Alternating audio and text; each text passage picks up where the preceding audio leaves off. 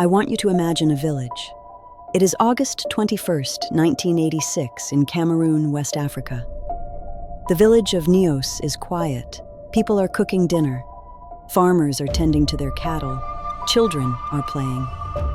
Just up the hill, there is a beautiful deep blue lake called Lake Nyos. It sits inside the crater of an old, extinct volcano. The locals have legends about the lake. They say an evil spirit lives at the bottom. They say sometimes the water turns white and kills people.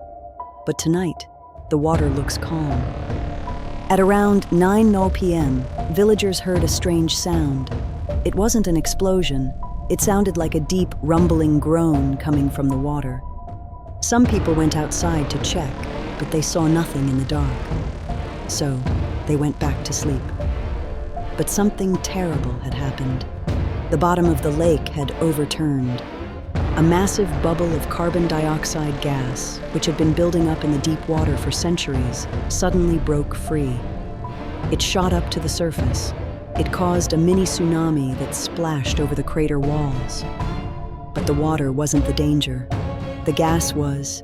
About 1.6 million tons of CO2 burst out of the lake in seconds. Carbon dioxide is heavier than air, so the cloud didn't float up into the sky. It sank. It poured over the rim of the crater like a waterfall of invisible smoke. It flowed down the valley at 45 miles per hour, hugging the ground. The cloud was 50 meters thick. It extinguished every fire, every candle, and every lantern in its path.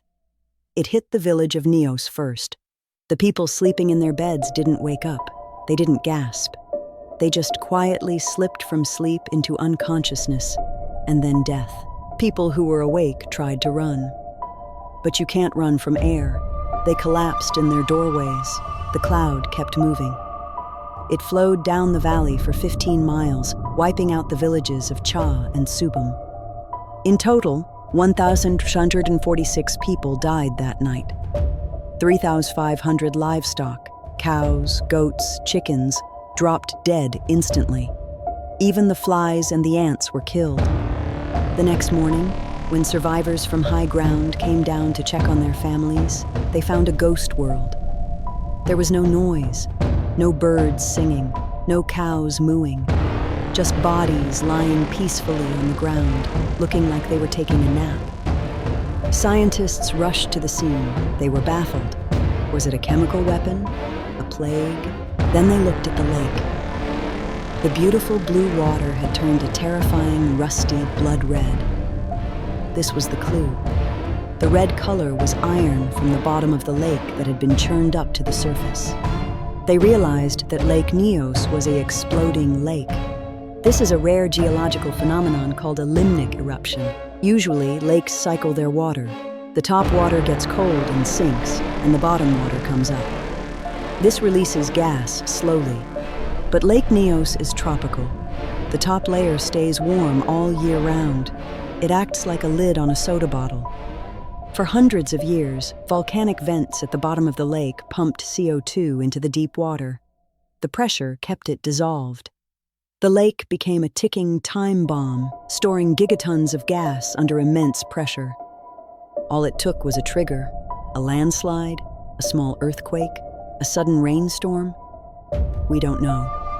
But something disturbed the deep water, and the bottle opened. This tragedy taught us a lesson about geology. We used to think volcanoes were the only danger. Now we know that quiet, peaceful lakes can be killers too. There are only 3 known exploding lakes in the world: Nyos and Manoon in Cameroon, and Lake Kivu in Rwanda. Lake Kivu is the monster. It is 2,000 times larger than Lake Nyos. 2 million people live on its shores. If Lake Kivu erupts, it wouldn't just kill a village, it would kill a country. To prevent this from happening again, engineers came up with a brilliant, simple solution: degassing pipes. They installed a pipe that goes from the surface of Lake Nyos straight down to the bottom. Once they primed the pump, the pressure of the gas itself forces a fountain of water and CO2 to shoot out of the pipe continuously. It looks like a geyser. It works like a safety valve. slowly releasing the gas so it can't build up to explosive levels again. They are trying to do the same for Lake Kivu, but the scale is daunting. The Lake Nyos disaster is a haunting reminder of how fragile we are. We rely on the air we breathe every second. We assume it will always be there. But on that night in 1986, the Earth simply decided to replace the oxygen with something else. And in the silence that followed, 1,700 stories came to an end. I am your host. Watch the water. Subscribe.